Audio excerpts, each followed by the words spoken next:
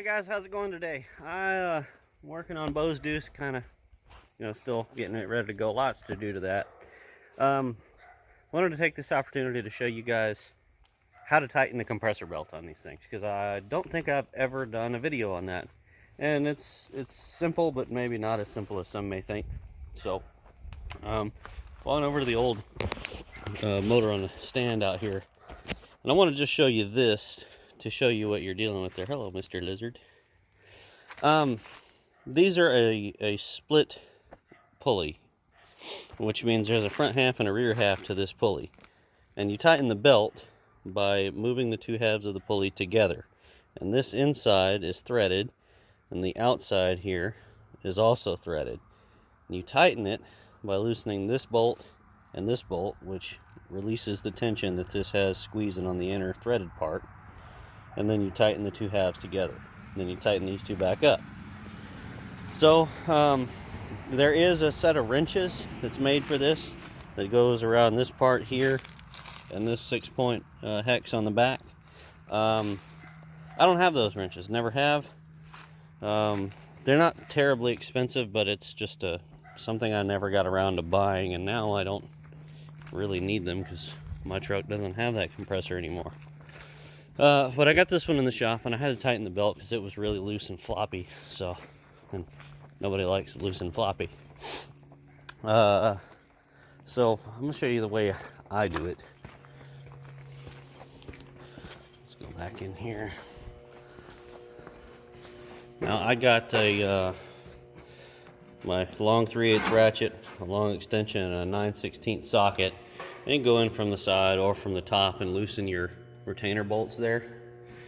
And then I just stand on the little footman loop there. And there's a foot on the winch bumper. If you don't have a winch on your truck, you're going to want something to stand on because you need to be right here in front of it. And in fact, right in the center on top of the winch is just fine as well. Now, the way I do it is I'll use a big pair of channel locks on the back nut, and I'll use a, what is that, a 36-inch crescent wrench? A big crescent wrench. That might be a 24. Oh, yeah, 24. And I open the jaws up wide enough to go around the whole ear there where the bolt is on one side. And what you want to do is, most of the time your slack is going to be on the bottom of the belt. So what you'll do is put your crescent wrench on here, and you'll grab the pulley, and you can turn the whole thing by hand until your crescent wrench kind of lays down on here. And then you'll hold the back nut, and you'll pick up the crescent wrench and tighten it. What that does is it takes the slack from the bottom side of the belt, and it puts it on the top side of the belt.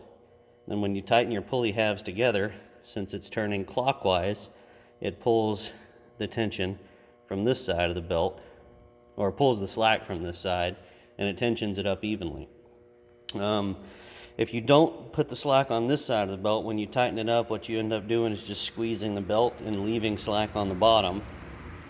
And it'll feel tight up here, but then when you go and turn the motor on, as soon as it runs for a second, the belt's loose again. So tighten it up as much as you need, moving it back and pulling your crescent wrench that way, or if you've got the proper wrench, using them. And you don't want it super tight. You want it where, you can push on it and there's a little bit of deflection, but not a whole lot. If you over tighten it, it's just going to wear the belt faster.